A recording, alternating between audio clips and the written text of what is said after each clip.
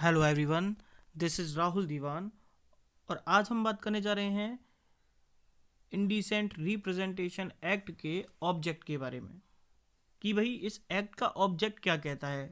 Object मतलब preamble, और इसको अपन इंटरप्रिटेशन स्टैट्यूट के हिसाब से लॉन्ग टाइटल भी कहते हैं। ठीक है, तो क्या कहता है, इसका ऑब्जेक्ट क्या है इस एक्ट का, उसके बारे में यहाँ पे बताया हुआ है। देखिए प्रियम्बल क्या कहता है इस एक्ट का। An act to prohibit indecent representation of the women through the advertisement or in publication, writing, painting, figures, in any other manner for the matters connected therewith or incidental thereto। क्या मतलब है इसका?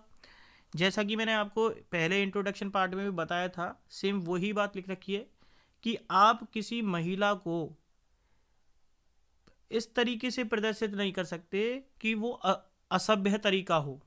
ठीक है ना, आप असभ्य तरीके से प्रदर्शित नहीं कर सकते किसी महिला को, उसके किसी फिगर को, उसके किसी बॉडी पार्ट को। और असभ्य तरीके से कहाँ पर प्रेजेंट कर रहे हो? या तो आप एडवर्टाइज के माध्यम से प्रदर्शित कर रहे हो, कोई पब्लिकेशन है, पब्लिकेशन मतलब कोई बुक को आप पब्लिश कर रहे हो, ठीक है, या किसी पैम्पलेट के अंदर किसी चीज़ को पब्लिश कर रहे हो।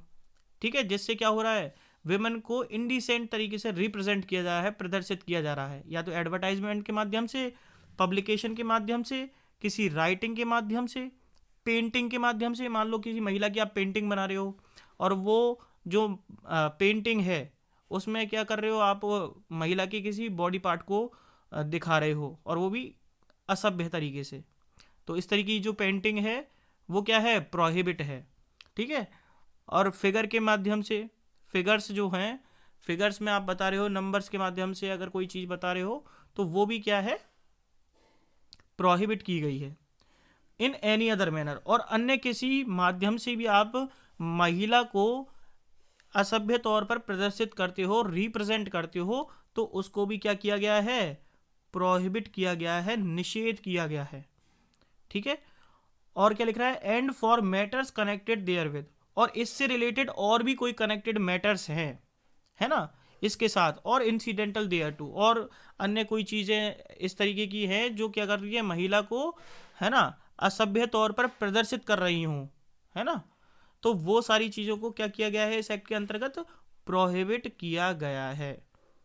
ठीक है, तो ये ही इस एक्ट का ऑब्जेक्ट है कि किसी भी महिला को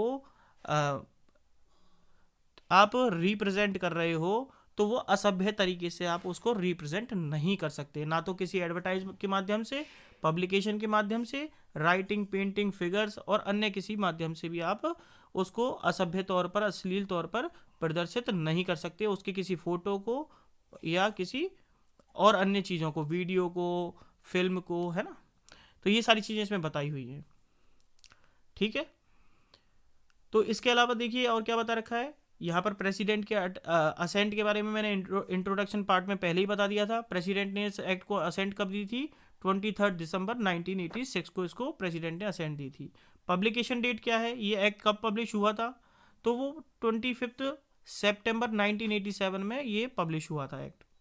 ठीक है, इन्फोर्समेंट डेट क्या है इसकी, 2 अक्टूबर 1987। तो आपको इन चीज़ों के बारे में भी ध्यान रखना है। आपसे ये डेट पूछी जा सकती है एग्जाम में कि भाई प्रेसिडेंट असेंट क्या है, पब्लिकेशन डेट क्या है, एनफोर्समेंट डेट क्या है, तो आप इनको विशेष तौर पर ध्यान रखें। ठीक है, इसके अलावा अब हम देख लेते हैं इस एक्ट का section number 1, short title, extent and commencement के बारे में पढ़ लेते हैं, ये क्या कहता है। जैसा कि लॉन्ग टाइटल तो हमने देखा कि इंटरप्रिटेशन स्टैट्यूट के हिसाब से क्या होता है, लॉन्ग टाइटल एक्ट के जो ऑब्जेक्ट बता रखा होता है, जो प्रियम्बल होती है, उसको लॉन्ग टाइटल कहते हैं। और शॉर्ट टाइटल का मतलब होता है इस एक्ट का नाम, जो इस एक्ट का पूरा नाम है वो क्या कहलाता है, इस एक्ट का शॉर्ट टाइटल कहलाता है। देखिए क्या लिख रहा है, this act may be called indecent representation of the women prohibition act 1986। तो आपसे अगर कोई क्वेश्चन पूछे कि भाई शॉर्ट टाइटल क्या है इस एक्ट का, तो आपको इस एक्ट का पूरा नाम है वो बताना है। ठीक है, एक्सटेंड देखते हैं, एक्सटेंड क्या कहता है, it extend to the whole of India except the Jammu and state of Jammu and Kashmir. लेकिन अब जम्मू एंड कश्मीर वाला सिस्टम हट गया है क्योंकि धारा 370 हट गई है, उसका स्पेशल स्टेटस खत्म कर दिया गया है। तो अब ये जो एक्ट है वो पूरे भारत के ऊपर लागू हो गया है। ठीक है, तो आपको ये बात ध्यान रखनी होगी।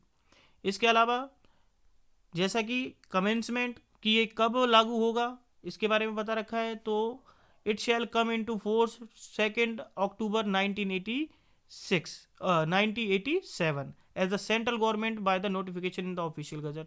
तो सेंट्रल गवर्नमेंट ने ऑफिशियल गजट में नोटिफिकेशन निकाल ही दिया था।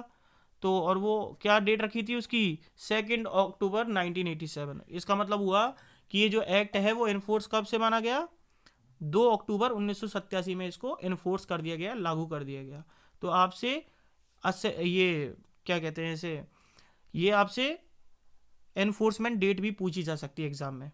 ठीक है, आपको मैंने पब्लिकेशन डेट बताई थी, ठीक है, प्रेसिडेंट असेंट भी बता दी थी, और एनफोर्समेंट डेट यहां पे बताई हुई है। ठीक है, तो आपका सेक्शन 1 भी कंप्लीट हो जाता है इस एक्ट का।